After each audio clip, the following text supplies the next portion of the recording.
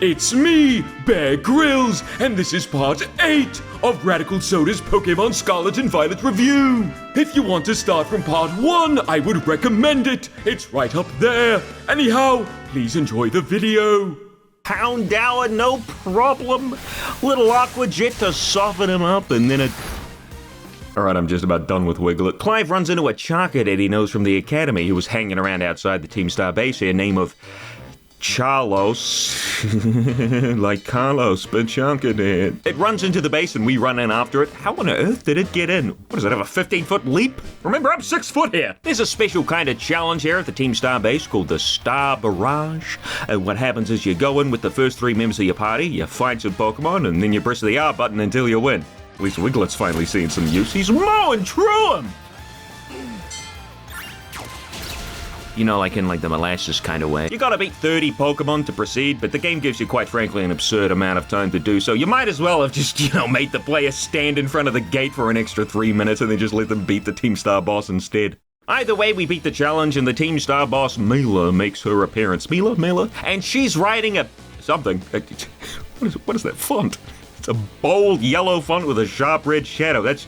That's certainly a choice. Mela has a very striking design, the main takeaways being the bright red hair with a yellow tip, obviously made to look like her signature fire typing, and her big old boots, which are quite frankly so ridiculous I can't help but love them. Mela talks a big game about how she's gonna beat us down, but I think she's overlooked the fact that it happens to be raining at the moment. Quick weather tutorial for you all uninitiated Pokemon fans out there. Weather in Pokemon plays a huge part in battles. For example, when it's sunny, not regularly sunny, but abnormally sunny, like normally it only happens when a Pokemon has the ability Drought or uses a move like Sunny Day. Water-type moves are weakened, while Fire-type moves are powered up alongside certain Pokemon's abilities being triggered, like Solar Power, for instance. On the flip side, if it's raining, Water-type moves are powered up, and adversely Fire-type moves are the ones being weakened. So, Mela, girl, you want to do this another time? Oh, no. Black screen.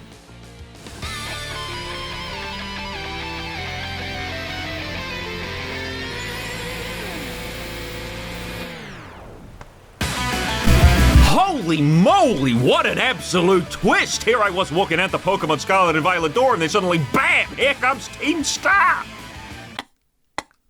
Get out of here. Reminds me of the Sonic Frontiers moment I had a while ago. I'd be going through the game sort of underwhelmed by the music. I mean, sure, it was alright, but then they hit you with this? Same sort of deal here, they really took me by surprise. Oh, that's Drought! Fortunately for Mela, the rain pretty much immediately stopped right after. But doesn't matter, I don't need the rain to blast through this battle. Remember how Violet Demon Wiglet slammed through those fodder Pokemon in the Team Star Barrage? I'm setting myself up for the world's most common joke.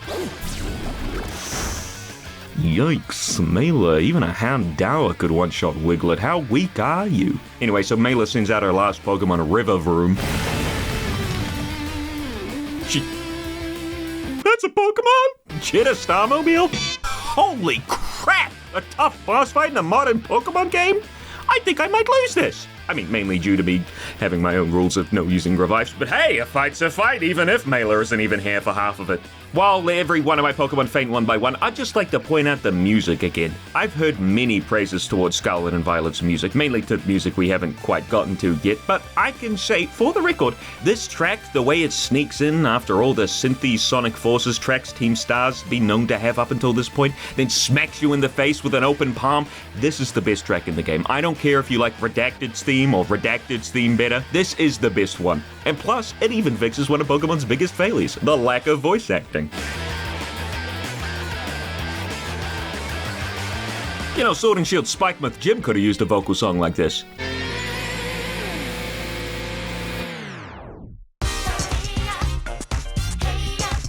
Makes me sad the visuals of the game are the way they are. A track like this deserves a real setting, not this muddy-ass mess of a game. Anyway, I lost the battle against Mela, so I decided to do a little bit more exploring around the Team Star base, seeing as I couldn't before, thanks to the whole teleportation shtick Cassiopeia is so fond of. Found a new Pokemon too, Oinkalone.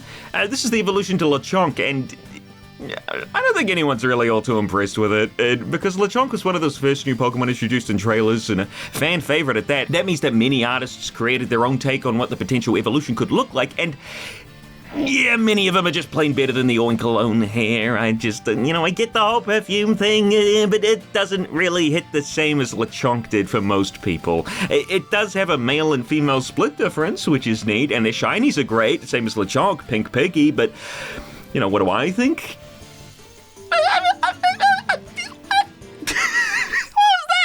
What's coming out of my mouth? I think it's neat enough. Love the shiny, as I said, specifically when shiny hunting for one after I finished the game, actually. Never used it for anything, but hey, at least I went to the trouble, so that must mean something. Just to remind everybody the state of the video game we're currently looking at, I'd like to just play a small section of the gameplay unedited.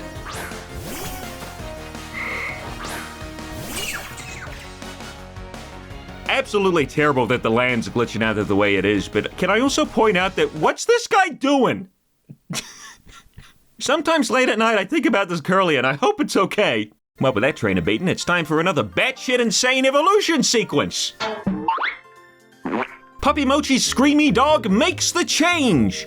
And it looks delicious. Going from an unbaked yeasty puppy to a well-baked dog. I don't know what you call an adult dog other than, a dog. Dogspun, apparently that's the way to say it, thanks Loxton Noggin. And not a fan of the name really, but the design's great. I don't know how I feel about the fur bits on it. It would have rather gone without them, I think. But I love the bun ears and the way the toes aren't actually toes, they're just slits in the bread. Again, thanks Loxton Noggin. Look at its tiny bun eyebrows. They were cooking with this one. Dogspun also gets the ability Well-Baked Body, which nullifies all fire-type moves directed at Dogspun while giving it a defense boost in the process. So Mayla's screwed. Eggman also decided it was time to evolve. Absolutely fantastic, and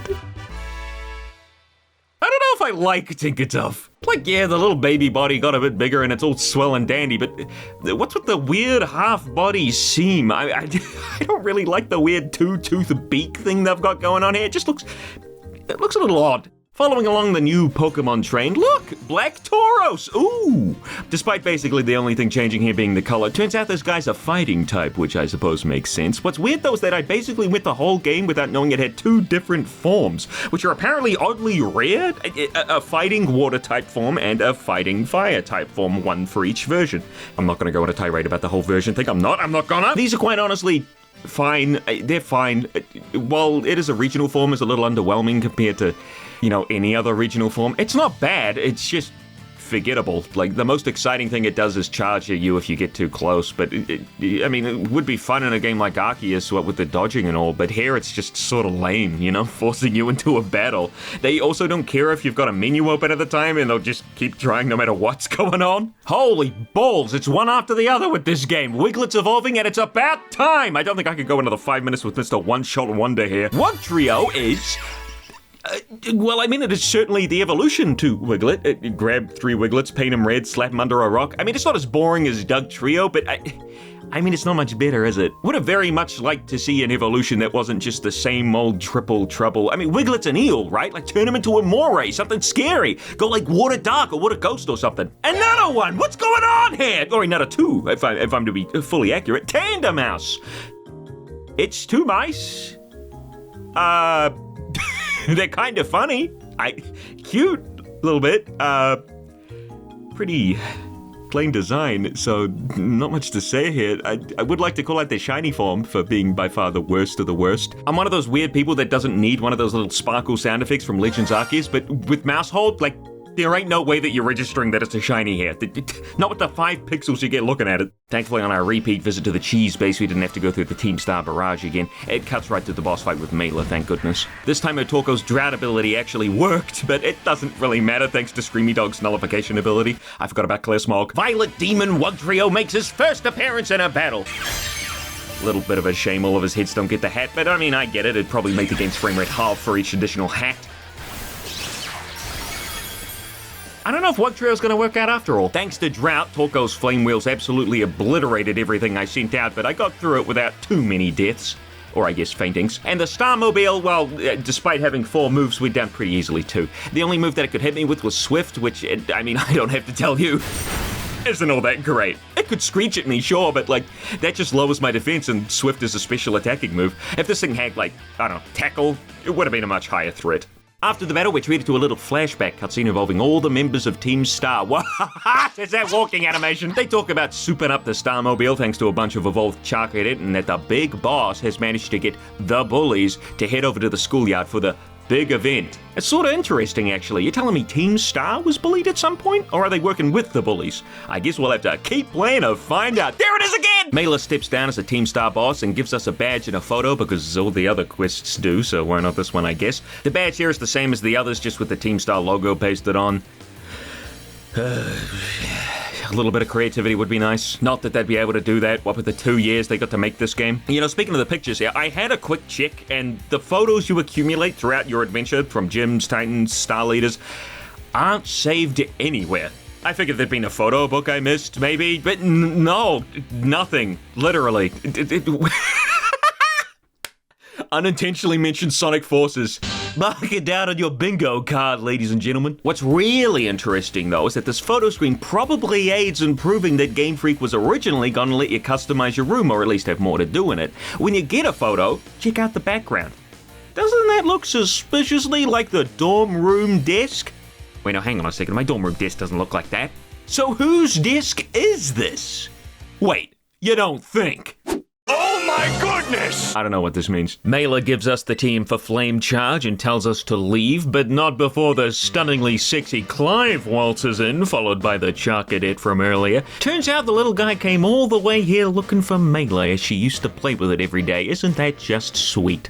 Clive mentions how people have been talking about how Team Stars hold itself up in these bases so they can plot against the Academy, but Mela says that's a load of baloney and that they actually only used the Starmobile a while back in a fight. I'm assuming they ran over the bullies or something. And this, my lovely viewers, is why I like Team Star, at least like in a conceptual way. A lot more than any of the other more recent evil teams in Pokemon. Yeah, maybe apart from Team Skull, but that's more for like the attitude of the team rather than the actual story behind them. Either way, Team Star's story is new. It's relatable, other than the whole run over the bullies thing, and quite frankly, it's a lot more interesting learning about them compared to any other evil team out there, maybe apart from Gen 5's Team Plasma, but I don't know if that's like genuine interest from my part or just the nostalgia talking. Either way, I like Team Star, and I was interested to see where the story went after beating Mela.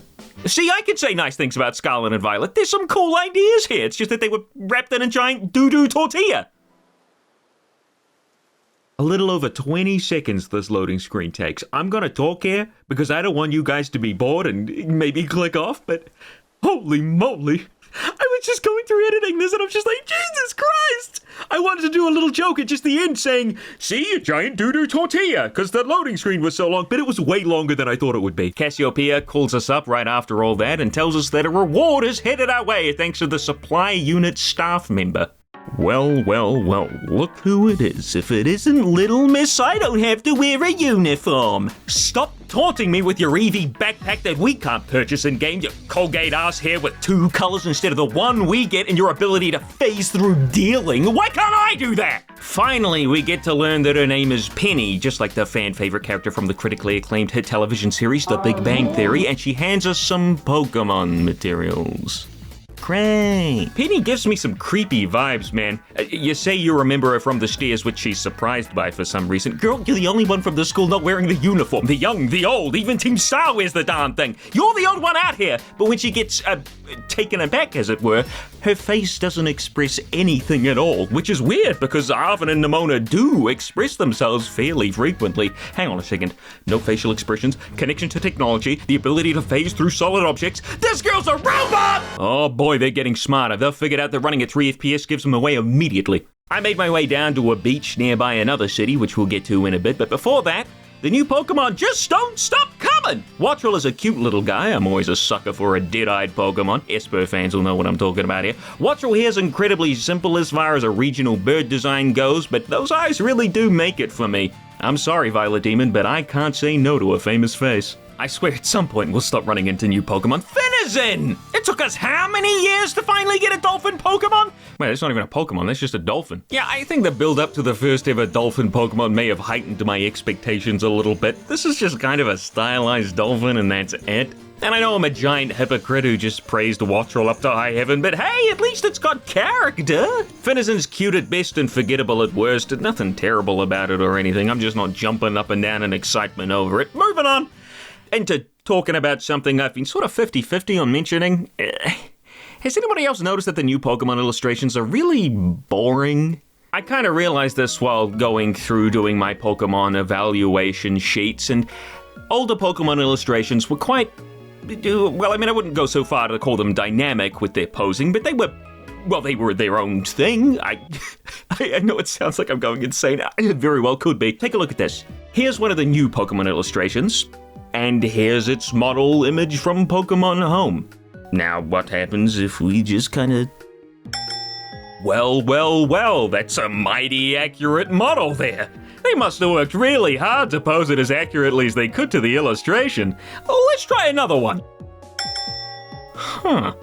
You know, I'm starting to think the models aren't posed like the illustrations, but the illustrations are drawn over the models. One more just to check. Yep, that's tracing, all right.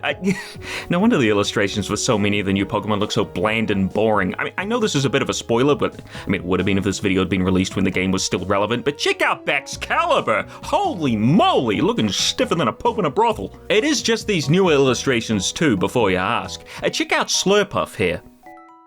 These ones don't fit because, well, for one, Pokemon Home didn't exist yet, so the illustration was made all on its own. But I'm also pointing this out because I had to prove that Pokemon Home didn't just somehow perfectly line up the models with the illustrations here, just in case you didn't think that they were traced. Every Pokemon before Gen 9 and even Gen 8 is pretty clearly untraced and illustrated on its own merit. Usually, I prefer the way a Pokemon looks in the illustration over the actual in-game model. There's just something in the Pokemon style that gets lost when it makes the transition. Even take Slurpuff again as an example. It's so cute in the drawing, and then you get it in 3D and it looks like Shrek had a baby with a big pile of pink Play-Doh. Now, the whole reason I'm pointing this out isn't because tracing is illegal and Ken Sugimori should go to jail, and for all I know, his bosses gave him, like 5.5 minutes to get these out the door. It's not unlikely that every single part of a Pokemon game is rushed, including these, and hey, you might not care. You might not give a single shitootie, but to me, it's just another little thing, or maybe a big thing. The art has been something I could enjoy over the years, despite Pokemon's waning appeal,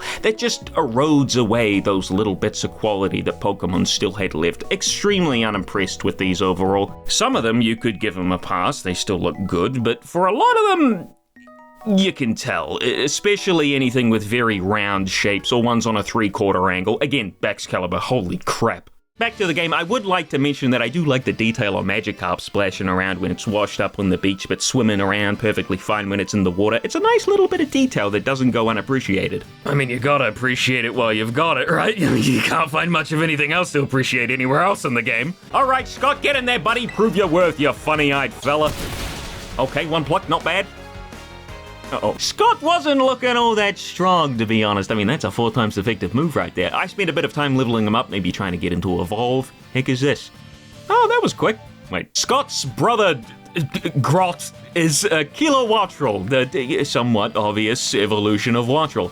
I'll be honest, I like Wattrel better. Kilowattrel kind of loses the charm that Wattrel has, and while I like the bulging throat, which sounds a little iffy now that I'm saying it out loud, the rest of its design is kind of lacking anything super interesting. It kind of looks like a Gen 1 Pokemon in that sense, just growing larger and more powerful. It does have an interesting new ability though, which is where it powers up its next electric type move if it's hit by a wind type move. Wind type is the sort of same thing as a sound or bomb type, where certain moves fall into the category without affecting the move's actual typing. For example, Air Cutter, Fairy Wind, and Gust are all wind-type moves. There's actually not that many of them. 17 in all, so Kilowattrel's ability is kind of niche, all things considered. At least it has Volt Absorb as well, so... Volt and Veluza! It's a Veluza! Veluza's another new Pokemon, this time single stage, and its whole deal revolves around its ability to shed off its own flesh in order to hone its mind and get a big power boost. Apparently it's spare flesh?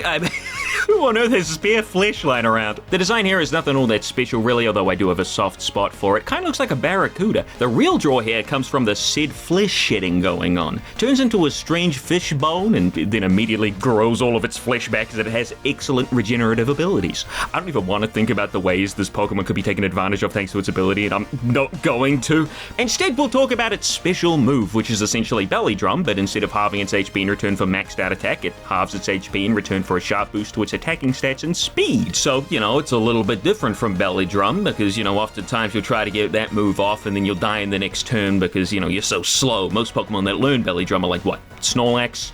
Darmanitan? hairy armor. Here with Veluza, you don't have to worry about that. You just gotta worry about getting one shot right after you use the move, as Veluza's defensive stats really aren't all that spectacular. Either way, neat idea for a Pokemon, even if it does look a bit plain at first glance. Did you know it's a Psychic type too, not a pure Water type? Yeah, and guess how many Psychic type moves it learns on level up? One. Just one.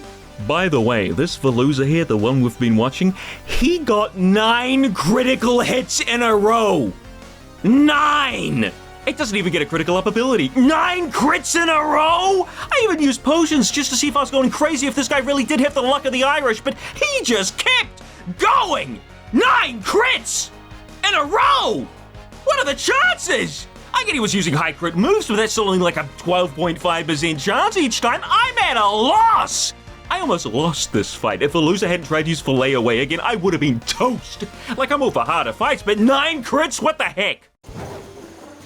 You know, I only just noticed Koraidon's tail puffing up like an inflatable. That's a neat little detail. And I was talking about Koraidon changing physically with each upgrade before. This is kind of like that. I like it. I had a quick look through my Pokédex. I forgot to mention the little rewards you get for catching Pokemon. Already got some Stardust and Great Balls. Here's a Thunderstone, some Ultra Balls, some EXP candies. Nice to get a little reward for your efforts throughout instead of, you know, only at the end. Anyway, new city, Levincia.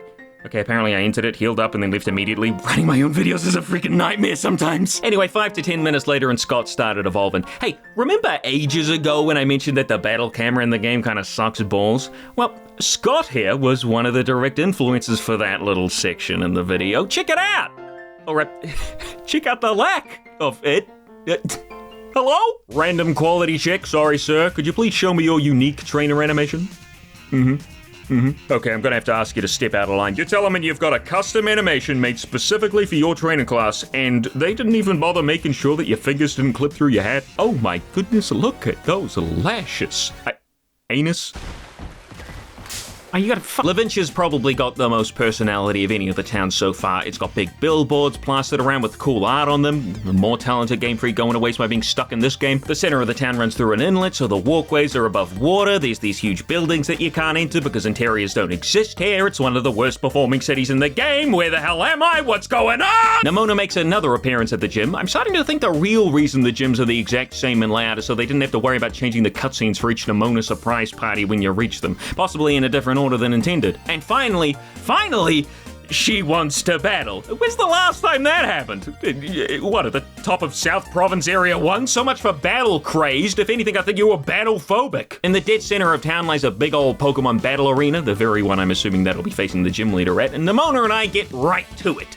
Not much to say here, really. I mean, Nimona's recruited some fresh meat on her team with Rockruff, but that's kind of it. Her Pawmi is still a Pawmi for some reason, even though it hit the evolution point 3 levels ago. Like, buddy, Game Freak, we're at the 3rd freaking gym here. What, do you think I couldn't beat a Pawmo? Oh, jeez, look out for its 75 attack stat. Oh. Quaxley's at least evolved. Jesus Christ! Quaxwell is the next stage in the Quaxley line, and I don't think I've ever felt this relieved to have not picked a starter.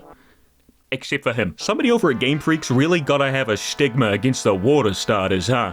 Like, I do not like this. I would not use it in a fight. I would not touch it day or night. It's gross. It's hideous. It is not what Quaxley deserved. Poor little guy. It's down to Bird v. Bird. One with a hat. Who will win? Finally, time for the actual gym challenge, and I don't know what's going on here. Who's this gremlin? Your eyeballs are mine? Well, then please give them back. It's Iono the Influencer! I would say that she's appearing as an overlay on the screen like streamers do with a green screen, but Mr. Soderbergh here's looking a little too accurately at her there. She could just be 3.5 feet tall. Iono very quickly became a fan favorite, so much she even broke through the figure curse. She got her very own, a very cute, very colorful, and very, very expensive figure. But this isn't about the figure, the excessively expensive figure. We're here to talk about Iono's gym challenge. Where in Levincia is Mr. Walksabout? Holy crap, it's Clavel! Clavel here was scooped up by Iono because I guess she needed someone for the challenge. God forbid the league give her any staff she could use. No, just make her talk to random strangers on the street. That seems safe. I don't know how old Iono is, but this face ain't giving me mature vibes, you know. But hey, we're here now, so we might as well partake in the Where's Waldo of Pokemon. You know, here in New Zealand it's called Where's Wally. Don't know why they changed it. The challenges here are incredibly easy, even with the funky graphics. I only learned fairly recently that if you don't find Clavel right away, it starts zooming in on him. Who do they think Nothing's playing this. I mean, if you can't find Clavel here, I'm sorry, but no amount of zooming is gonna help you here. You're either 1 year old or Iono really did take your eyes. You do fight a couple of trainers between the rounds of Where's Clavel, but as you'd expect, they're nothing special. At least this guy evolved as electric Pokemon though. This Where's Clavel is kind of funny. He's stationed behind the Pokemon Center, but again, pretty easy to spot. Probably because the game can't function when there's more than 12 models on the screen at once. Hang on a second, am I fighting the same guy again? Oh. I want to make a joke here, but I don't want to get cancelled. And then there's the final Where's Clavel, where he's hanging out below the arena on a boat. This one is the toughest, but only because of the game's native resolution. He looks more like a little orange smear than an actual person here. Woo, my subscriber numbers are on the rise like a super fast Electros crawling out of the ocean. Starting up the gym battle with Iono, and immediately it starts raining. Good to see. Thunder has a 100% accuracy in the rain. Weird to see half of Iono's model switch to a wet texture and the other to just stay incredibly bright. Do you think if she stays too long out here in the rain, her giant collar will fill up like a basin? Iono has a little quirk in her cutscenes with little chat bubbles popping up like in a live stream, as that is exactly what she's supposed to be doing. Although chat would never be this competent. Correct spelling?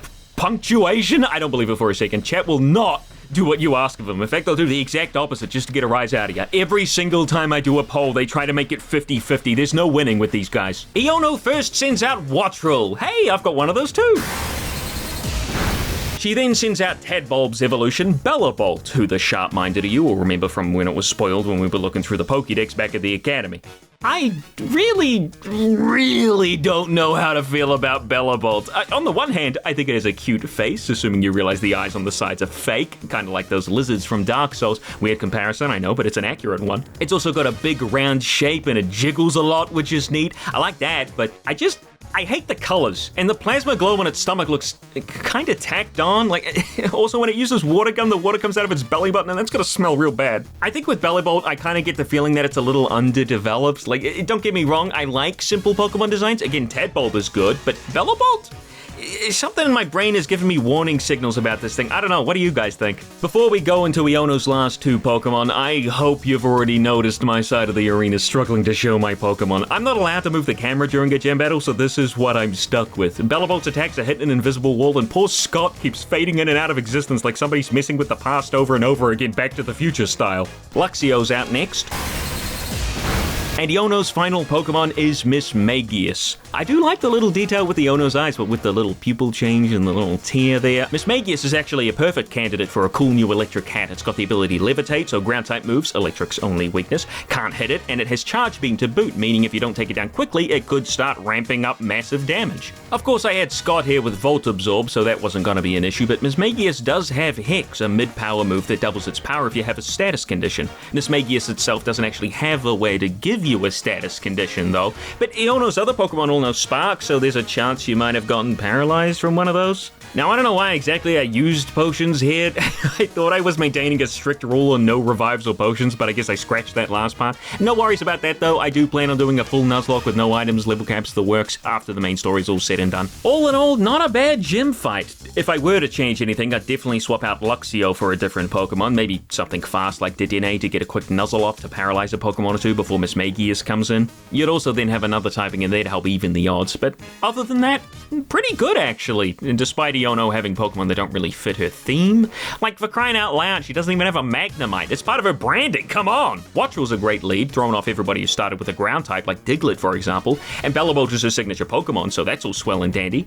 Yep, Iono's definitely the best gym leader so far. Kind of thinking Rotom could have been a better ace though. It still would have Levitate and Hex, but fits Iono's theming a lot more. Oh well. We get our badge and Iono gets her tier 3 sub, so everybody wins. She even ends the stream off with a call to subscribe. How meta. How shameless. You gotta be real desperate to beg for subscribers. Back in the gym lobby, we're sidelined by the strange, sort of creepy woman we saw back at the Academy. This is Geeta, who introduces herself as the chairwoman of the Pokemon League, but we all know she's the champion of the region at this point. I'm not spoiling anything here. She doesn't say too much, just kind of blabs on a bit and leaves. I guess this cutscene was here to add a bit of intrigue to her character, but I mean, she's got the personality of a slice of wet bread right now, so I'm not really intrigued, rather confused as to why she was there in the first place. Her eyes are also still creeping me out. It sucks because the concept art for Geeta is actually great. A quick comparison will really point out the flaws with the 3D model. The eyes, the nose, the eyebrows turned into solid blocks of putty. I went back to the academy to show JK I'd registered over 30 Pokemon. Is this interesting enough to be put in the video? All he gave me was full swipe. I mean, this video's already long enough as it is. Now, I know the city is technically a separate instance to the overworld, but what'll happen if I just, like, jump out of it here? Is there a loading screen or something? One eternity later. Huh? Where the fuck? I seem to have teleported my way into the Elite Four area. I quickly stroll up the hill. Nobody's stopping me, so why the heck not? Surely they don't let me in the building, though. Are you ready to face the Pokemon League's champion assessment? Well, I made it this far, didn't I? You have a total of 3 gym badges. That is correct.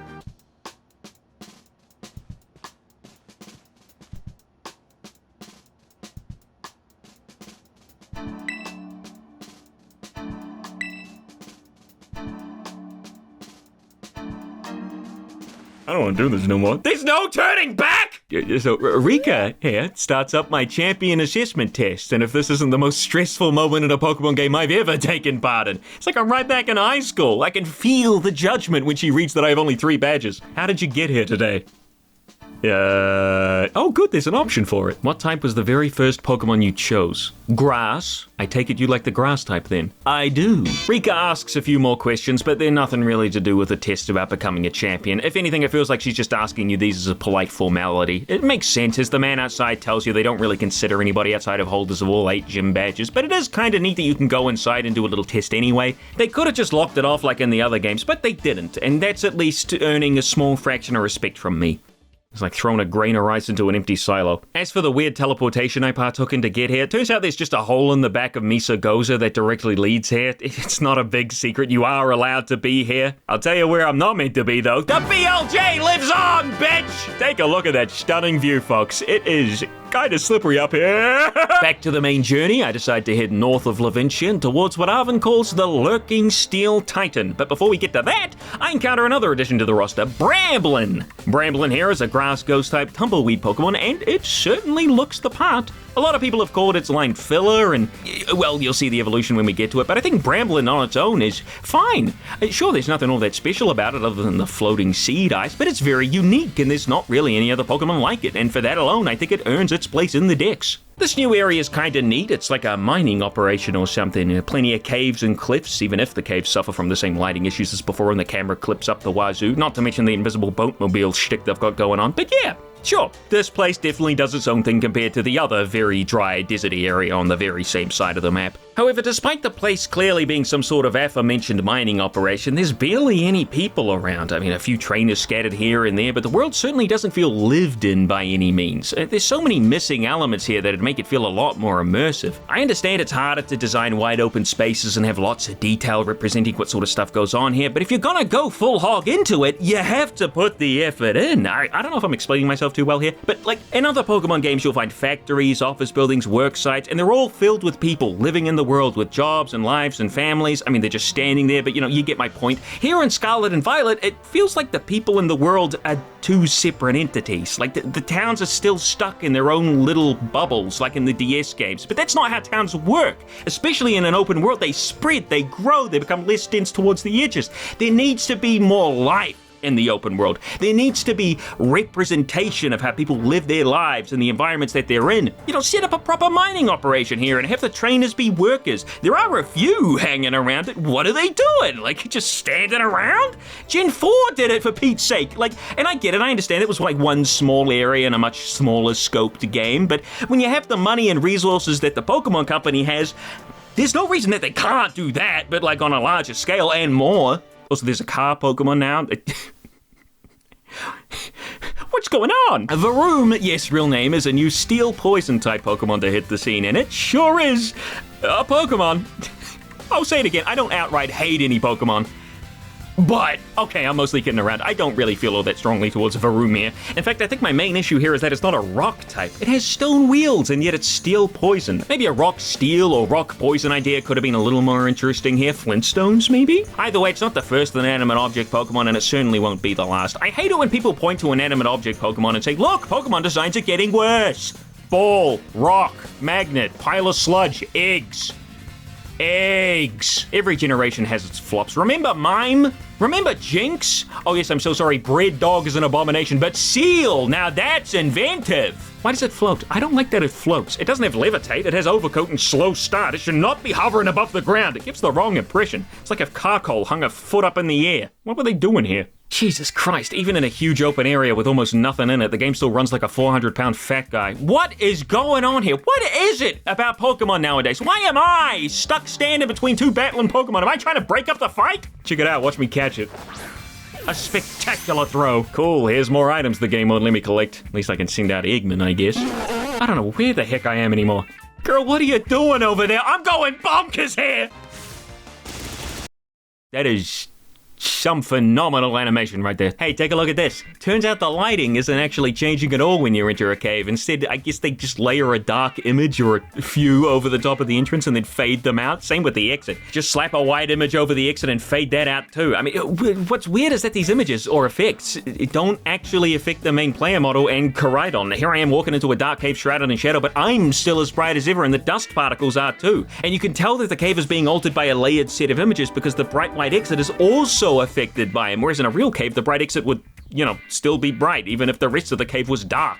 What a strange way to make caves. Is that animation meant to be resetting like that? Here I am coming across I don't know what, and instead of being amazed by what I'm seeing, I'm flabbergasted at how they managed to screw up one of the main 5 bosses' animations. This is the Earthworm Titan, a very strange new Pokemon introduced in this game. It is a steel Earthworm Titan with little arms. There's got to be some sort of inspiration here I'm not getting. Earthworm appears to be based on an earthworm, and also she has similarities to a subway train. Okay, I get that for the Titan, but the regular Earthworm is really small by comparison. Just a very strange Pokemon. We've never actually had a proper Earthworm Pokemon before. I mean, I thought of Wurmple, but it's got legs. So it's a little odd that the first one is this.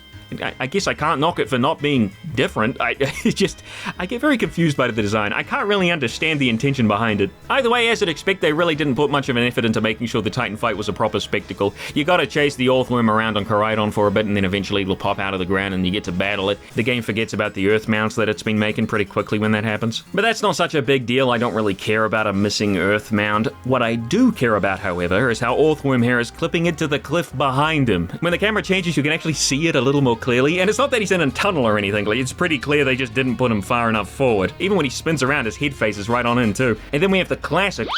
There's just no love in this. I can't see even a smidgen. Camera zooms back to me, Bear Grylls pops into this reality, and then it's time to follow the Titan right down the poop chute. This time they didn't even bother giving him an earth mound, they just phased him right through the ground. Who cares, right? I want to know how the Titans know where the funny herbs are. Like, he goes right here, punches the wall, bam, herb. Each one of them did it, even the bird. How do they know? They got the Minecraft X-ray texture pack? Anyway, Earthworm breaks through the wall, and this time there's real breakage happening. However, you might notice a distinct lack of dust, and the only reason I point this out is because yet again, Mr. Soderbergh here is covered in this stuff. Yeah, don't bother closing your eyes. I've heard powdered rock is great for your eyeball lenses. Earthworm animation cancels into eating the white herb. I guess it walked out the cave to meet him. Arvin and a bush get beamed in from the Enterprise, and it's finally time for the actual Earthworm showdown. The land also disappears here when the camera moves. I don't know why. Arvin's Pokemon once again gets shafted by the camera. There's plenty of space here. Why not put it here? Toad School? I want to see a cool toad. Let me see the hip frog, damn it!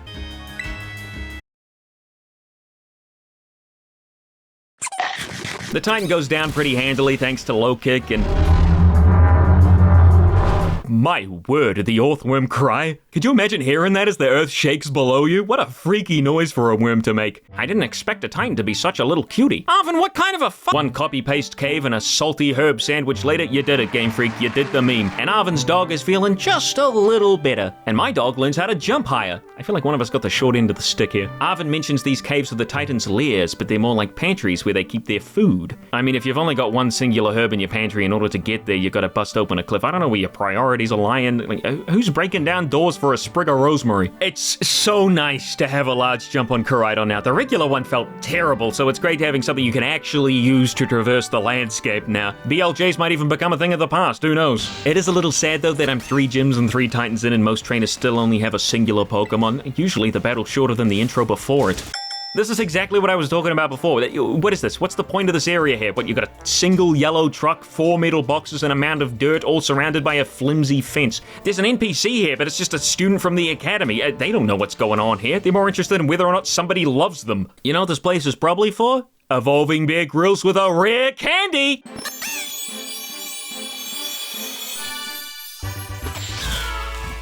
Oh no! I'm sexy! Bear Grylls, you're not sexy. Oh no! Whatever will I do? Meowscarada is the unfortunate recipient of what I like to call the Furry Favorite Award. Previous winners include Cinderace, Incineroar, and of course, Braixen. Funnily enough, Meowscarada is the first not to be a fire type, just my luck. It really is humanoid in shape. The arms proportionate to its body, human-like legs, and it even looks like it's wearing clothes.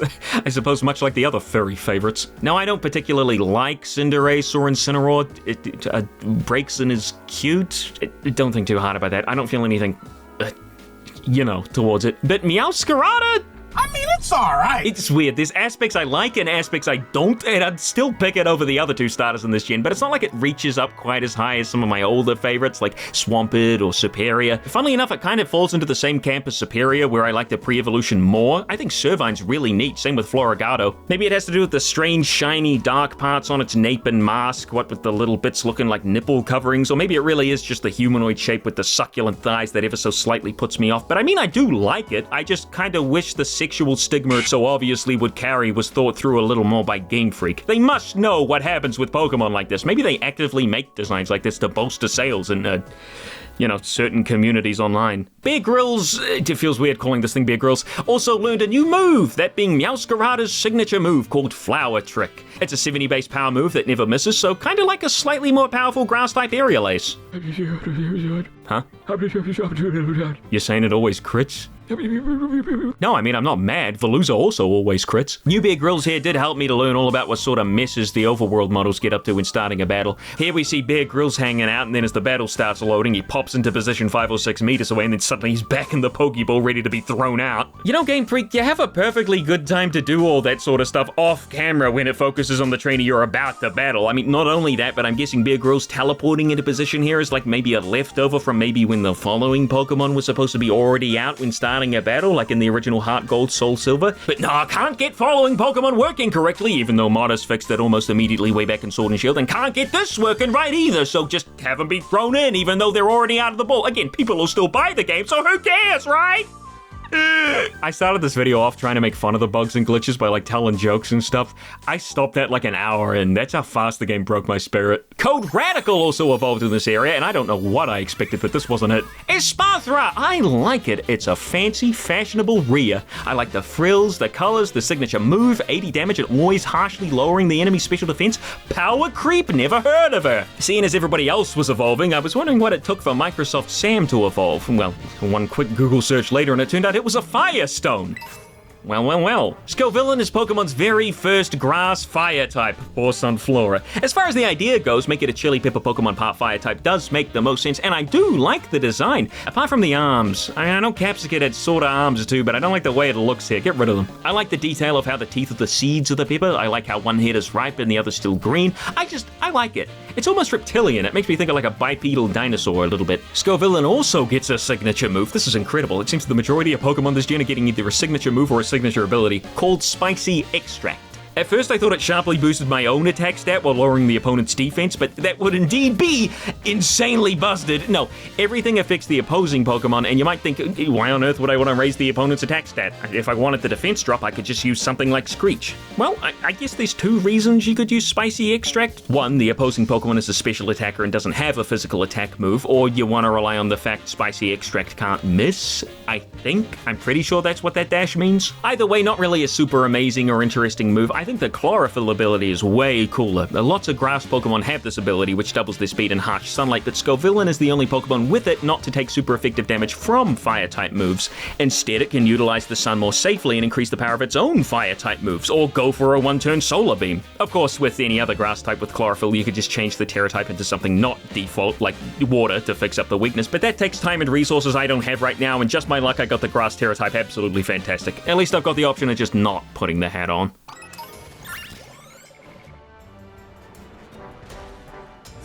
What am I stuck on? Tell me what I'm stuck on! Hello, it's me, Bear Grylls, again, to let you know that this is actually the end of the video. I've got a fun little question for you all. Which normal type Pokemon is your favorite? I personally like the rat. Okay, bye.